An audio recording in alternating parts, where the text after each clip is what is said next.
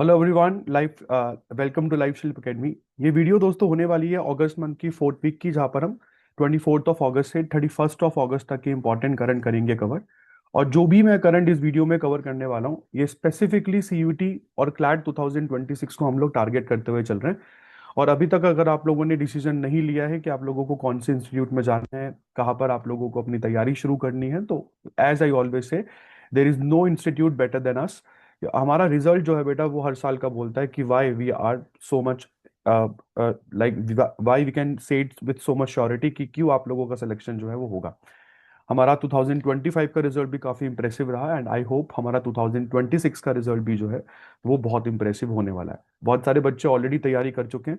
तो if you are watching this video for the first time, तो मैं एक रिक्वेस्ट आप लोगों से ज़रूर करूंगा कि आप ज़रूर चैनल को सब्सक्राइब करें। इसका कोई चार्ज नहीं लगता है। And also like the video, share it with all of your friends जो आप ही की तरह एक रिलायबल चैनल ढूंढ रहे हैं, जहां पर उनको सीयूटी क्लैट सभी से रिलेटेड जो एक ब्रशअप है करंट अफेयर्स का, वो मिल जाए इन अ वेरी फास्ट मैनर। मैं बहुत ज़्यादा समय आप लोगों का खराब नहीं करूंगा। तो आइए दोस्तों, शुरुआत करते हैं करंट से। आज का पहला न्यूज़ अगर आप देखें, तो इट इज़ अबाउट इंडिया के फॉरेक्स रिजर्व। इंडिया का जो फॉरेक्स रिजर्व है, फॉरेन एक्सचेंज रिजर्व, वो तकरीबन 1.5 बिलियन डॉलर जो है वो मतलब 1.5 बिलियन डॉलर बढ़ा है। और अब टोटल फॉरेन रिजर्व जो है हमारा, वो 695 बिलियन डॉलर के आसपास खड़ा हो गया है।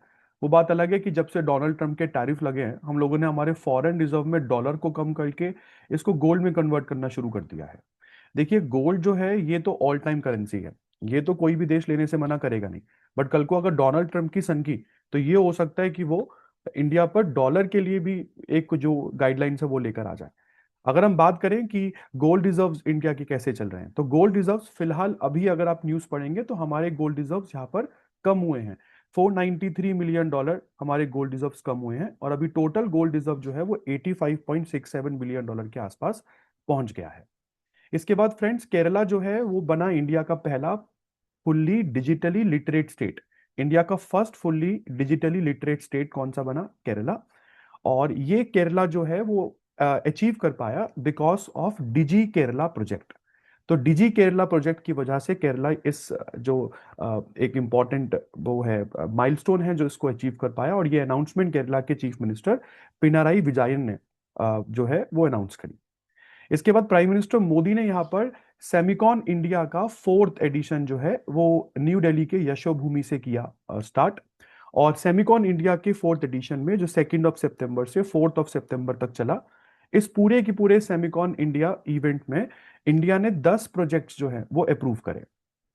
इसमें हाई वॉल्यूम फैब्रिकेशन यूनिट्स हैं, 3D हेट्रोजेनस पैकेजिंग यूनिट्स है, कंपाउंड सेमीकंडक्टर्स है, और आउटसोर्स सेमीकंडक्टर असेंबली और टेस्टिंग किट है। इसके बाद फ्रेंड्स, नीति आयोग की एक रिपोर्ट है जो नीति आयोग ने और internet mobile association of India ने मिलकर जो है वो पब्लिश करी है। और इस रिपोर्ट का जो टाइटल है वो है rethinking homestays, navigating policy pathways. इस पूरे रिपोर्ट में कहा गया है जो ये होमस्टे है ना, ये एक्चुअली में कल्चरल ब्रिज की तरह काम करते हैं। भाई मैं बिल्कुल अग्री करता हूँ। और कल्चरल ब्रिज की तरह काम करते हैं। ऐसे में एक मिक्स्ड कल्चर इवॉल्व होता है, ऑथेंटिक जो ट्रेवल है और ऑथेंटिक ट्रेवल एक्सपीरियंस काफी ज्यादा प्रमोट होता है।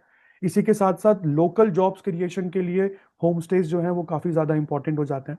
इस पूरी रिपोर्ट को जो है वो नीति आयोग के ऑफिशियल्स तो थे ही, जैसे कि जो सुमन बेरी सर हैं जो इस समय नीति आयोग के वाइस चेयरमैन है, श्री युगल किशोर जोशी जो पूरे प्रोग्राम के प्रोग्राम डायरेक्टर थे। इसी के साथ साथ 4 स्टेट्स के रिप्रेजेंटेटिव्स भी आप लोगों को इस रिपोर्ट में दिखे, गोवा, केरला, उत्तराखंड और उत्तर प्रदेश। इसके बाद फ्रेंड्स, नासा नासा का एक जेम्स वेब टेलीस्कोप है, आपको पता होगा। जेम्स वेब टेलीस्कोप की जो भेजी हुई इमेजेस हैं उनको हम लोग अब इवेल्युएट कर रहे हैं। और इन इमेजेस में पता लगा यूरेनस का 29th मून। यूरेनस के 29th मून का नाम डाला है S/2025 U1। और इंटरनेशनल एस्ट्रोनॉमिकल यूनियन अभी इसको इसका रियल नेम जो है, ऑफिशियल नेम जो है वो असाइन करेगी। अब इससे थोड़ा सा पीछे जाए तो इसी साल मार्च महीने में हम लोगों ने सैटर्न के तकरीबन 128 मून्स और डिस्कवर करे हैं। हम लोगों ने एनसीईआरटीज में पढ़ा है कि सैटर्न ऑलरेडी वो प्लैनेट है जिसके पास largest number of natural satellites है। और हम लोग पढ़ाते हैं 72, बहुत सारे सर्च आपको 79 पढ़ाते होंगे। बट सैटर्न के पास अब total number of natural satellites 274 हो गई है, जो अपने आप में एक बड़ी चीज है। इसके साथ आगे बढ़ते हैं। नेक्स्ट करंट है, इंडिया ने national space day, second national space day जो है वो सेलिब्रेट किया। क्यों भाई? क्योंकि 2023 में 23 अगस्त को चंद्रयान 3 ने चांद के साउथ पोल पे लैंड किया था। दूसरी इंपॉर्टेंट चीज, साउथ पोल पर लैंड करने वाला इंडिया पहला कंट्री बना था। थर्ड इंपॉर्टेंट चीज, जिस पॉइंट पर हम लोगों ने लैंड किया था उस पॉइंट को कहा गया Shiv Shakti point. Fourth important चीज, शिव शक्ति पॉइंट केवल उसको हम ही नहीं बोल रहे हैं, इंटरनेशनल एस्ट्रोनॉमिकल यूनियन ने भी उस पॉइंट को एक्लेम किया है। तो अगर आप इंटरनेशनल एस्ट्रोनॉमिकल यूनियन की वेबसाइट पर खोले उसे, और मून को अगर आप सर्च करें, तो मून के साउथ पोलर में आपको एक पॉइंट दिखेगा और उस पॉइंट को इंटरनेशनली एक्लेम कर लिया गया है एज शिव शक्ति पॉइंट। तो भाई 23 अगस्त जो है वो इंडिया में नेशनल स्पेस डे के रूप में मनाया जाता है इन मेमोरी ऑफ चंद्रयान 3। इसके बाद इस बार चंद्रयान 3 का जो थीम रखा गया वो अपने आप में काफी इंपॉर्टेंट है, Aryabhata to Gaganyaan, ancient wisdom to infinite possibilities. आपको पता होना चाहिए कि आर्यभट्ट जो है ये इंडिया की पहली सैटेलाइट थी, और गगनयान इंडिया का आने वाला स्पेस मिशन है, जिसके लिए हम लोगों ने शुभांशु शुक्ला को इंटरनेशनल स्पेस स्टेशन भेजा एक्सियम 4 मिशन के साथ। तो वो गगनयान को लीड करेंगे और ये इंडिया का पहला मैंड मिशन होगा जहां पर इंडिया जो है वो कुछ स्पेस ट्रेवलर्स को भेजेगा और उनको वापस लेकर आएगा। इसके बाद फ्रेंड्स, इंडिया और नेदरलैंड्स ने अपनी पार्टनरशिप जो है वो स्ट्रेटेजिक पार्टनरशिप में कन्वर्ट कर ली है। नेदरलैंड की मदद से इंडिया जो है वो वाटर रिलेटेड जो उनका मदद है, मतलब उनसे वाटर रिलेटेड मैनेजमेंट पर नेदरलैंड्स इंडिया की मदद करेगा। जैसे अर्बन वाटर को और रिवर वाटर को मैनेज कैसे करें, एआई टेक्नोलॉजीज और जियो स्पेशियल टेक्नोलॉजीज की किस तरीके से मदद ली जा सकती है इन सब चीजों में, river dynamics modelling, water quality को किस तरीके से मॉनिटर करें, ये सारी चीजें नेदरलैंड्स इंडिया के साथ जो है इंडिया को असिस्ट करेगा। इन सब चीजों के लिए एक Indo Dutch centre of excellence on water भी खुला है इंडिया में। तो ये Indo Dutch centre of excellence on water, ये सेंटर जो है ये आईआईटी दिल्ली के साथ कोलैबोरेशन करके गवर्नमेंट ऑफ नेदरलैंड्स ने इंडिया में खोला है। इसके बाद board of cricket for control in India, मैं बीसीसीआई की बात कर रहा हूं, उन्होंने अजीत अगरकर का जो टेन्योर है वो जून 2026 तक बढ़ा दिया है। अजीत अगरकर कौन है? अगरकर वही हैं जो इंडिया की मेंस टीम को यहाँ पर फाइनलाइज करते हैं कि इंडिया की मेंस टीम में कौन कौन से प्लेयर जो है वो खेलेंगे। जिस तरीके से सर ने फाइनलाइज किया, हम लोगों ने चैंपियंस ट्रॉफी 2025 जीती, हम लोग T20 वर्ल्ड कप जीत कर आए, हमने ओडीआई वर्ल्ड कप में हम लोग फाइनल तक गए। तो मतलब ओवरऑल ये डिजर्व करते हैं, तो इसलिए इनका जो टेन्योर है वो 2026 जून तक बढ़ा दिया गया है। हालांकि ये जो सेलेक्टर बने थे वो 2023 में ही बने थे। इसके बाद फ्रेंड्स, यूनाइटेड स्टेट्स के डोनाल्ड ट्रंप ने फिलहाल इंडिया में जो यूएस एम्बेसडर हैं वो चेंज कर दिए हैं। तो अब जो अमेरिकन एम्बेसडर इन इंडिया है उनका नाम है सर्जियो गौर। सर्जियो गौर अमेरिका के प्रेसिडेंट डोनाल्ड ट्रंप के बहुत क्लोज एक फ्रेंड माने जाते हैं, और ये अब यूएस एम्बेसडर टू इंडिया की पोजीशन पर सर्व करेंगे। इसके बाद खेलो इंडिया वाटर स्पोर्ट्स फेस्टिवल, जो मैंने आपको पहले भी बताया था, ये फर्स्ट एवर खेलो इंडिया वाटर स्पोर्ट्स फेस्टिवल थे जो डल लेक श्रीनगर में हुए थे। और यहाँ पर जो स्टेट है जिसने सबसे ज्यादा मेडल जीते हैं वो एमपी बना है। इन टोटल एमपी ने 18 मेडल्स जीते हैं, जिसमें 10 गोल्ड, 3 सिल्वर और 5 ब्रॉन्ज मेडल यहाँ पर रहे। नेक्स्ट ये फुटबॉल का टूर्नामेंट है जिसको डुरंड कप बोलते हैं। तो डुरंड कप कौन से स्पोर्ट के लिए खेला जाता है? तो it is played for football. तो ये कौन सा वर्जन था वो उसका डुरंड कप का? तो 134th वर्जन था जो कोलकाता के विवेकानंद युवा भारती क्रीड़ांगन में खेला जा रहा था। और दो टीम्स जो यहाँ पर कॉम्पिटिट कर रही थी फाइनल में वो है नॉर्थ ईस्ट यूनाइटेड और डायमंड हार्बर। इसमें नॉर्थ ईस्ट यूनाइटेड ने डायमंड हार्बर को 6-1 से हराया, और नॉर्थ ईस्ट यूनाइटेड बनी इंडिया की पहली टीम पिछले 25 सालों में जिन्होंने अपना डुरंड कप टाइटल डिफेंड किया। लास्ट टाइम ये टीम जब डुरंड कप जीती थी वो सन 2000 था। इसके बाद फ्रेंड्स, इंडिया ने मिक्स्ड एयर राइफल राउंड में, जो कि एशियन शूटिंग चैंपियनशिप में खेला जा रहा था, एशियन शूटिंग चैंपियनशिप का 16th वर्जन कजाकिस्तान के शामकेंट में हो रहा था। और अगर हम मिक्स्ड एयर राइफल की बात करते हैं तो ऑलमोस्ट मिक्स्ड एयर राइफल के हर राउंड में इंडिया ने गोल्ड जीता है।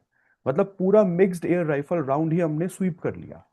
सीनियर मिक्स टीम में एलेवेनिल और अर्जुन ने गोल्ड जीता। जूनियर मिक्स टीम में आप देख सकते हैं संभवी और नारायण ने गोल्ड जीता। यूथ मिक्स टीम में अमीरा और अंश ने यहां पर गोल्ड जीता। इसके बाद फ्रेंड्स, अभी तक फिलहाल इस पूरे टूर्नामेंट में इंडिया जो है वो मेडल टैली को लीड कर रहा है विथ 41 मेडल्स इन टोटल, जिसमें 23 तो गोल्ड ही है। फिर सौरव गांगुली जो है बेटा, ये प्रिटोरिया कैपिटल्स के हेड कोच बने। ये इंडिया की टीम के फॉर्मर कैप्टन हैं और अभी तक इनको कभी भी प्रोफेशनल, इनका करियर जो है अभी तक इनको सेलेक्ट नहीं किया गया है प्रोफेशनली किसी भी टीम के कोच के रूप में। तो ये सौरव गांगुली का पहला कोचिंग रोल होगा अपने प्रोफेशनल क्रिकेट में। इसके बाद फ्रेंड्स, 26 ऑगस्ट को इंटरनेशनल डॉग डे सेलिब्रेट होता है, एंड लाइक दैट 26 ऑगस्ट को विमेन इक्वालिटी डे भी सेलिब्रेट होता है। इसके बाद हम बात करते हैं नेपाल की। नेपाल फिलहाल अभी तो बहुत बुरे हालत चल रहे हैं, बट आपको बता दूं, नेपाल जो है वो इंडिया का जो इंटरनेशनल बिग कैट अलायंस है उसका मेंबर बना। International Big Cat Alliance India के द्वारा ही लीड किया जाने वाला इनिशिएटिव है, जिसमें बिग कैट्स के मतलब 7 प्रजातियों को यहाँ पर बचाया जाएगा। उसमें 7 में आता है tiger, lion, leopard, snow leopard, cheetah, jaguar, puma. और हम लोगों ने ये लॉन्च कब किया था? 2023 में, जब इंडिया के प्रोजेक्ट टाइगर को चलते हुए 50 साल हो गए थे। तो प्रोजेक्ट टाइगर जो हम लोगों ने लॉन्च किया था 9 अप्रैल 1973 में, इसको 2023 में 50 साल हो गए थे। तो प्राइम मिनिस्टर जो मोदी हैं, उन्होंने 50 साल को सेलिब्रेट करने के लिए एक प्रोजेक्ट यहाँ पर लॉन्च किया जिसका नाम है इंटरनेशनल बिग कैट अलायंस। तो अभी हाल फिलहाल में जो कंट्री इसकी मेंबर बनी है वो नेपाल है। इसके बाद friends, Reserve Bank of India के राजीव रंजन जो है, इनको फिलहाल न्यू डेवलपमेंट बैंक का वाइस प्रेसिडेंट अपॉइंट कर लिया गया है।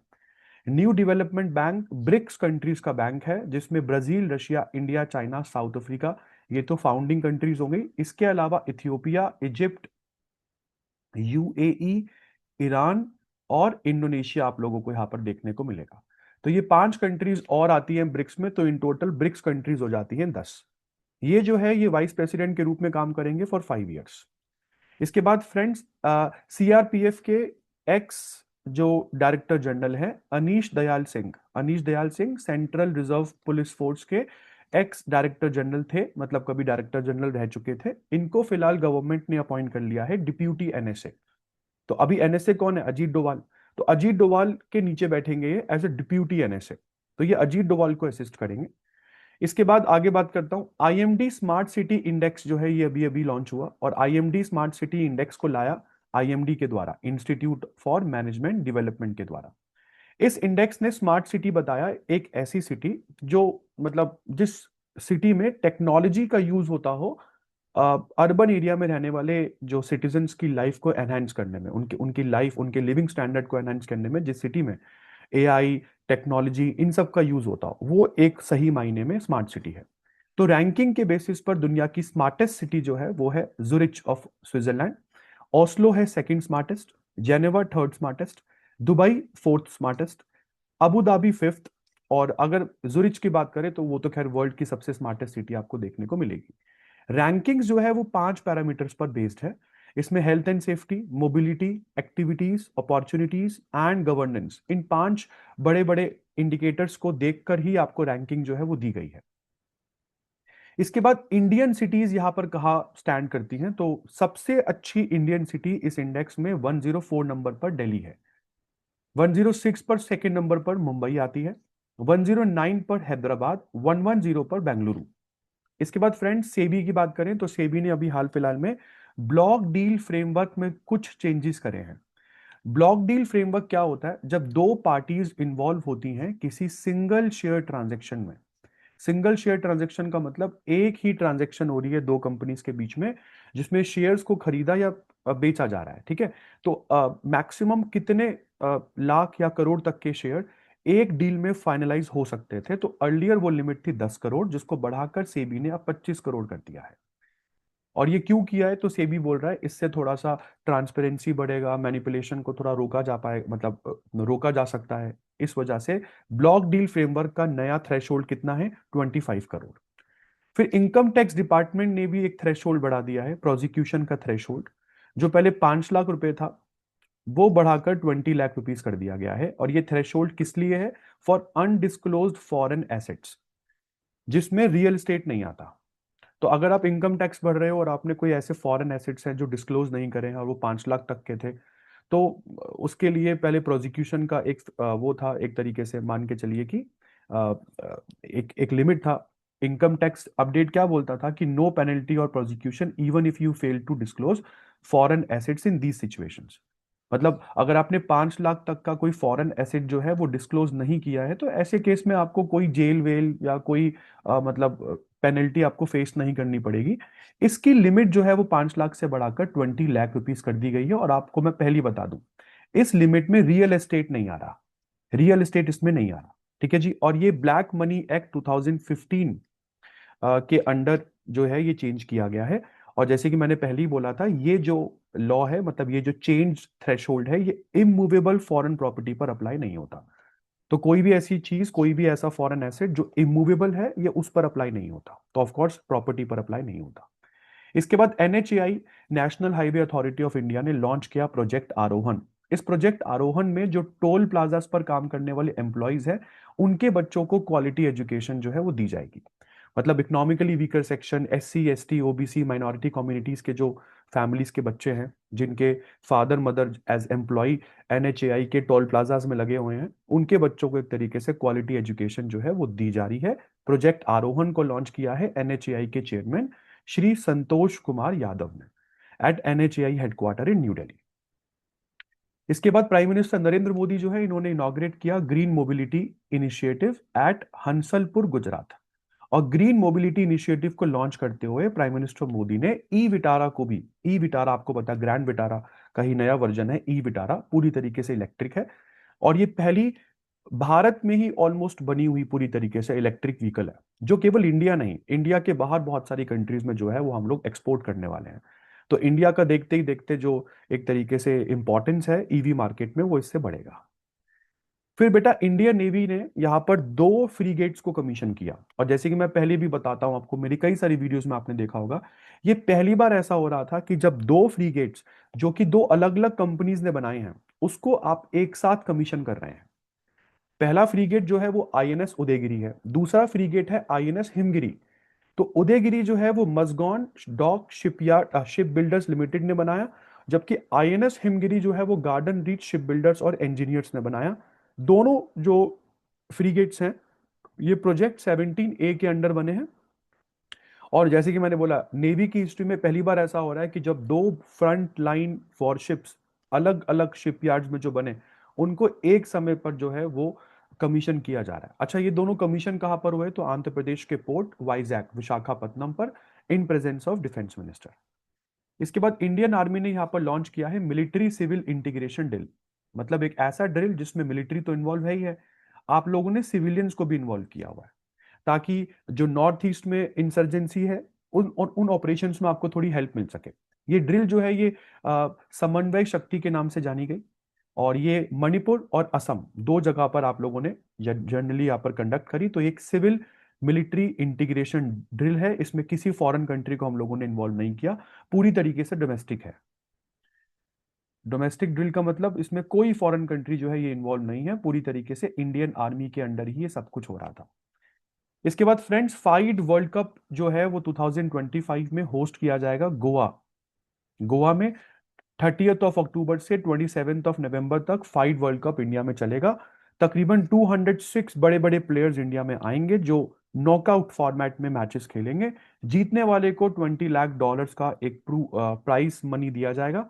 और जो टॉप 3 स्पॉट्स होंगे वो यहाँ पर 2026 का कैंडिडेट्स टूर्नामेंट जो है वो प्ले करेंगे। इसके बाद union minister for youth affairs, sports, labour and employment, दोनों ही मिनिस्ट्रीज जो है वो मनसुख मांडविया के पास है। तो इंडिया के यूथ मिनिस्टर कह लो, लेबर मिनिस्टर कह लो, मनसुख मांडविया, इन्होंने फिलहाल अनवील कर दिया है एक ट्रॉफी। ये कौन सा ट्रॉफी है? ये ट्रॉफी है मेंस हॉकी एशिया कप 2025 का ट्रॉफी, जो बिहार में जो है वो खेला गया 29 अगस्त से 7 सितंबर के बीच में। और ये बिहार ने जो होस्ट किया है इस पूरे के पूरे मेंस हॉकी एशिया कप 2025 को, ये बिहार के द्वारा होस्ट किया जाने वाला बहुत मेजर इंटरनेशनल हॉकी टूर्नामेंट है। और जानकर आपको खुशी होगी, मैं अभी बता दूं, क्योंकि मेरी सितंबर मंथ की वीडियो में तो मैं बताऊंगा ही, इस ट्रॉफी को इंडिया ने जीत लिया है। Yes, India has won this trophy. इसके बाद बेटा मीराबाई चानू ने 2024 के पेरिस ओलंपिक्स, जहां पर ये 4th पोजीशन पर इन्होंने खत्म किया था, तो at last Mirabai Chanu has won gold medal. तो इन्होंने कॉमनवेल्थ वेट लिफ्टिंग चैंपियनशिप 2025 में इंडिया की ओपनिंग ही गोल्ड के साथ करी। इसके बाद पंजाब नेशनल बैंक ने अपना पहला स्टार्टअप फोकस्ड ब्रांच, स्टार्टअप एक ऐसा ब्रांच जो केवल स्टार्टअप्स को फोकस करेगा, वो ब्रांच न्यू दिल्ली में जो है वो इनॉग्रेट किया। और ये ब्रांच जो है वो स्टार्टअप इंडिया इनिशिएटिव को ऑलमोस्ट प्रमोट करेगा। तो एंटरप्रेन्योरशिप, इनोवेशन जैसी चीजों को ये ब्रांच सपोर्ट करेगा। इसके बाद नारायणा हेल्थ जो है इन्होंने इंट्रोड्यूस किया है आयरा। आयरा क्या है बेटा? आयरा एक एआई टूल है जो पूरी तरीके से नारायणा हेल्थ की ही जो कंपनी है, इलेक्ट्रॉनिक मेडिकल रिकॉर्ड प्लेटफॉर्म एथमा, इनके द्वारा ही बनाया गया है। एक आयरा एक ऐसा एआई टूल है जिससे डॉक्टर्स के लिए डॉक्यूमेंटेशन चेक करना आसान होगा, जिससे बहुत स्पीडली मैनर में डॉक्यूमेंटेशन प्रोसेस चेक हो पाएगा और पेशेंट केयर जो है वो एनहेंस हो पाएगी। तो सभी मेजर प्राइवेट हॉस्पिटल्स को ये काम करना चाहिए। इसके बाद बेटा 700 से ज्यादा आर्म फोर्सेस के पर्सनल इंडिया की तरफ से एक्सरसाइज ब्राइट स्टार में गए। ये ब्राइट स्टार एक्सरसाइज जो है ये 1980 से ही इजिप्ट और अमेरिका मिलकर होस्ट कर रहे हैं। 28 ऑफ अगस्त से 10 ऑफ सितंबर तक ये एक्सरसाइज जो है ये हुई। उसके बाद इंडिया की तरफ से नेवी फोर्स, एयरफोर्स और आर्मी तीनों के जो पर्सनल है वो इस एक्सरसाइज में गए। तो हमारी तरफ से तीनों हमारे आर्म फोर्सेस के जो सोल्जर्स है वो इस एक्सरसाइज में गए। इसके बाद फ्रेंड्स आयुर्वेदा डे जो पहले कभी नवंबर में मनाया जाता था उसको प्रीपोन कर दिया गया है ना। तो अब आयुर्वेदा डे जो है वो हर साल 23 ऑफ सितंबर को मनाया जाएगा। ऐसा क्यों है? क्योंकि जब पहले इसको मनाया जाता था ना तब ये धन्वंतरी जयंती के साथ जो है वो कभी कभार अब वो हो जाता था, मतलब कहते हैं अलाइन हो जाता था। तो लोग धन्वंतरी जयंती मनाते या आयुर्वेदा डे बनाते तो थोड़ा कंफ्यूज हो रहा था मामला। इसलिए आयुर्वेदा डे का सेलिब्रेशन प्रीपोन करके सितंबर 23 में कर दिया है। इस बार के आयुर्वेदा डे की थीम क्या है? Ayurveda for people and planet. इसके बाद बेटा नेशनल स्पोर्ट्स डे जो है वो इंडिया में सेलिब्रेट होता है 29 ऑफ अगस्त से 31 तक सेलिब्रेशन जो है वो चलती है। 29 अगस्त से स्टार्ट क्यों होता है? क्योंकि मेजर ध्यानचंद जी का बर्थ एनिवर्सरी है 29 ऑफ अगस्त। इसके बाद इस बार के नेशनल स्पोर्ट्स डे की थीम क्या रही? 1 घंटा खेल के मैदान में। इसके बाद 27 ऑफ अगस्त को हम लोगों ने सेलिब्रेट किया world lake day, world lake day. और दिल्ली की चीफ मिनिस्टर रेखा गुप्ता ने स्पेशली अब यू स्पेशल बसेस को कर दिया है फ्लैग ऑफ। जब मैं भी कभी डीयू में पढ़ता था तब ये बसेस कभी चला करती थी, उसके बाद काफी समय से ये मतलब जब हम नए नए आए थे डीयू में तब ये रुक गई थी सर्विस। उसके बाद काफी सालों तक हमने भी प्रोटेस्ट किया था कि ये सर्विस स्टूडेंट्स के लिए चलाई जाए, क्योंकि इसमें एक तो प्राइस नहीं लगता था और डीयू में मतलब स्टूडेंट फ्रेंडली बसेस हैं। और आपको पता है स्टूडेंट्स के पास वैसे ही फंड्स की कमी रहती है। तो बहुत सालों से मांग उठ रही थी कि यू बसेस को, यू स्पेशल बसेस को दोबारा से चलाया जाए। तो it is for Delhi university students, daily commuters के लिए, डेली कम्यूटेशन को इंप्रूव करने के लिए बसेस अब मॉडर्न तरीके से चलाई जा रही है। अब ये यू स्पेशल बसेस पूरी तरीके से इलेक्ट्रिक है, मॉडर्न है और स्टूडेंट फ्रेंडली है। इसके बाद फ्रेंड्स रक्षा राज्य मंत्री। रक्षा राज्य मंत्री मतलब जब आप मेरे साथ बेटा पॉल साइंस पढ़ोगे ना तब मैं आपको पढ़ाऊंगा 3 तरह के मिनिस्टर्स होते हैं काउंसिल में। एक तो कैबिनेट मिनिस्टर्स होते हैं जो आपने अक्सर सुना होगा, एक होता है minister of state, independent charge, और तीसरे मिनिस्टर होते हैं जो कैबिनेट मिनिस्टर के अंडर ही काम करते हैं, इनको मिनिस्टर ऑफ स्टेट कहते हैं। तो ये जो संजय सेठ है ये डिफेंस मिनिस्ट्री में राजनाथ सिंह के अंडर काम करते हैं। तो राजनाथ सिंह तो कैबिनेट मिनिस्टर हो गए, तो ये एक minister of state defence ministry है, नाम है संजय सेठ। इन्होंने मिल मेडिकॉन 2025 को इनॉग्रेट किया मानिक शॉ सेंटर न्यू दिल्ली में। अब ये मिल मेडिकॉन क्या करेगा? ये जनरली मिलिट्री मेडिसिन में क्या रिफॉर्म्स आने चाहिए, कौन कौन से चैलेंजेस उसको फेस करने पड़ते हैं, उसका क्या सोल्यूशन है, उसको किस तरीके से इनोवेट किया जाए, ये सब चीजें जो है ये मिल मेडिकॉन 2025 में रिसर्च होंगी। इसके बाद फ्रेंड्स इंडिया और थाईलैंड ने मिलकर अपना 14th एडिशन किसका, एक्सरसाइज मैत्री का कंक्लूड किया, जो मेघालय के उमरोई में हो रहा था। 1 सितंबर से 14 तक ये जो है एक्सरसाइज चली। इसके बाद नीरज चोपड़ा ने जुरिच डायमंड लीग के फाइनल में सेकंड प्लेस हासिल करी, मतलब इन्होंने सिल्वर मेडल जीता। हालांकि गोल्ड इस लीग में जो है वो जीता जूलियन वेबर ने। तो जर्मनी के जूलियन वेबर जिनका बेस्ट थ्रो था 91.51 मीटर्स का, हमारे वाले नीरज चोपड़ा का बेस्ट थ्रो 85.01 मीटर्स का था। इसके बाद इंडिया ने डिप्लोमैट दिनेश के पटनायक को भेज दिया है as a high commissioner to Canada. तो दिनेश के पटनायक इंडिया के हाई कमिश्नर है जो कनाडा में बैठेंगे बहुत समय के बाद इंडिया कनाडा के रिलेशंस दोबारा से नॉर्मलाइज हो रहे हैं। All thanks goes to Mark Carney, क्योंकि जस्टिन ट्रूडो जब कनाडा के पीएम थे तब रिश्ते काफी बिगड़ गए थे। मार्क कार्नी के आने के बाद रिश्ते थोड़े से नॉर्मलाइज हुए हैं।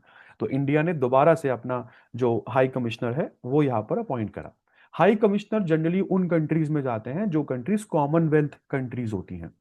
यस, तो कनाडा एक कॉमनवेल्थ कंट्री है, इंडिया एक कॉमनवेल्थ कंट्री है। तो ये दोनों कंट्री एक दूसरे के देश में हाई कमीशंस खोलेंगे। बट अगर मैं इंडिया और यूएस की बात करूं, तो इंडिया कॉमनवेल्थ कंट्री है बट यूएस नहीं है, इसलिए ये दोनों कंट्रीज एक दूसरे की कंट्री में एम्बेसीज खोलेंगे। तो एम्बेसी में बैठते हैं एम्बेसडर, हाई कमीशन में बैठते हैं हाई कमिश्नर। दोनों में एज सच कोई डिफरेंस नहीं है, केवल इसका कि पहले वाली कंडीशन में दोनों कंट्रीज कॉमनवेल्थ कंट्रीज थी, कॉमनवेल्थ कंट्रीज, और दूसरी सिचुएशन में कोई भी एक या दोनों कॉमनवेल्थ कंट्रीज नहीं है। तो यहां पर एक नहीं है, और एक भी अगर कॉमनवेल्थ कंट्री नहीं है तो आप एम्बेसी खोलोगे। इसके बाद फ्रेंड्स, स्मॉल इंडस्ट्री डे 30 अगस्त को हम लोगों ने सेलिब्रेट किया, और इस बार के स्मॉल इंडस्ट्री डे की थीम क्या रही? Enhancing the role of MSME as drivers of sustainable growth and innovation. फिर मैं बिहार गवर्नमेंट पर आ जाता हूं। बिहार गवर्नमेंट यहाँ पर मुख्यमंत्री महिला रोजगार योजना जो है ये इन्होंने अप्रूव कर दी है, जिस योजना के अंतर्गत विमेन एम्पावरमेंट को सपोर्ट किया जाएगा। तो लड़कियों को यहाँ पर 10,000 रुपए जो है वो स्टार्टअप के रूप में अ, अपना स्टार्टअप खोलने के लिए उनको दिए जाएंगे।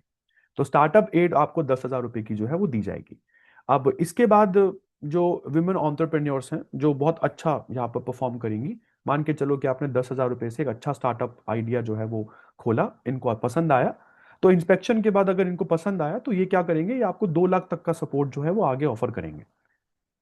तो ये 10,000 रुपए कोई पेंशन नहीं है, ये one time startup support financial assistance है, जो एक फैमिली में एक ही विमेन को मिलेगा, वो भी डायरेक्ट बेनिफिट ट्रांसफर के अंडर। पैसा डायरेक्टली आपके बैंक अकाउंट में आएगा। इसके बाद state energy efficiency index 2025 release किया मिनिस्ट्री ऑफ पावर के एडिशनल सेक्रेटरी श्री आकाश त्रिपाठी जी ने। और इस पूरे स्टेट एनर्जी एफिशिएंसी इंडेक्स में देखा गया कि इंडिया के कौन से स्टेट्स एनर्जी कंजम्पशन में कौन से नंबर पर आ रहे हैं। तो 4 ग्रुप्स बनाए। ग्रुप 1 में लीड कर रहे हैं महाराष्ट्र, ग्रुप 2 में आंध्र प्रदेश, ग्रुप 3 में असम, और ग्रुप 4 में त्रिपुरा। फिर बेटा, इंडिया टेम्पर्ड ग्लासेस भी नहीं बनाता था। इंडिया के जो टेम्पर्ड ग्लासेस हैं वो हम लोग बाहर से इंपोर्ट करते थे। तो इंडिया की पहली ग्लास टेम्पर्ड इंडस्ट्री जो है वो बनी है नोएडा में। खोली किसने है? ऑप्टिमस इलेक्ट्रॉनिक्स ने। और ये ऑप्टिमस इलेक्ट्रॉनिक्स, ये टेम्पर्ड ग्लास फैसिलिटी इन्होंने कॉर्निंग इनकॉर्पोरेटेड, यूएसए कंपनी है, यूएसए की कॉर्निंग इनकॉर्पोरेटेड, उनके साथ कोलैबोरेशन में खोली है। और ये जो टेम्पर्ड ग्लासेस हैं वो इंडिया में इंजीनियर्ड बाय कॉर्निंग के नाम से ही जो है ये सेल ऑफ किए जाएंगे। इसके बाद बेटा, इंडियन आर्मी ने यहां पर ऑर्गेनाइज किया एक ट्राई सर्विस डायलॉग जिसका नाम रखा रण संवाद। एक ट्राई सर्विस डायलॉग है, रण संवाद, मतलब तीनों ही आर्म फोर्सेस के लीडर्स यहां पर बात करेंगे। ये 26 अगस्त को शुरू हुआ, और कहां पर हुआ? तो army war college, doctor Ambedkar Nagar, Madhya Pradesh. इसको ऑर्गेनाइज किया जा रहा है 3 लोगों के द्वारा। एक तो है headquarters integrated defence staff, second है centre for joint warfare studies, और थर्ड है आर्मी ट्रेनिंग कमांड। इसके बाद फ्रेंड्स, यूट्यूब ने अपना हाइप फीचर 39 और कंट्रीज में इंट्रोड्यूस कर दिया है। अगर आप यूट्यूबर है तो ये न्यूज आपके लिए है। अगर आपके चैनल पर 5 लाख सब्सक्राइबर से कम है तो आप एक महीने में, एक वीक में अपनी कोई भी 3 वीडियोस को बूस्ट कर सकते हैं। बूस्ट करने का मतलब क्या है कि वो नए व्यूअर्स को वीडियो जो है वो शो होगी, और ऐसे में चांसेस आपके बढ़ जाते हैं आपके चैनल के ग्रो होने के, सब्सक्राइबर बेस आपका एक्सपेंड होगा। तो 39 कंट्रीज इंक्लूडिंग इंडिया, वहां पर यूट्यूब का ये फीचर हाइप अवेलेबल है। इसके बाद friends, Commonwealth weight lifting championship, of course, जिसमें मैं मीराबाई चानू के बारे में आपको बता रहा था। यहाँ पर कुछ और मेडल्स हम लोगों ने जीते, जैसे 79 केजी कैटेगरी में अजय बाबू वलूरी ने गोल्ड जीता। इसके बाद 69 केजी कैटेगरी में हरजिंदर कौर ने ब्रॉन्ज जीता। एंड मीराबाई चानू तो वी नो इन्होंने गोल्ड जीता ही है। इसके बाद फ्रेंड्स, इंटरनेशनल डे मनाया जाता है on 30 August for victims of enforced disappearance. ऐसे विक्टिम्स जिनको जबरदस्ती गायब कर दिया जाता है, this is called enforced disappearance, जो ह्यूमन राइट वायलेशन है भाई। तो 30 अगस्त को वो सेलिब्रेट करते हैं।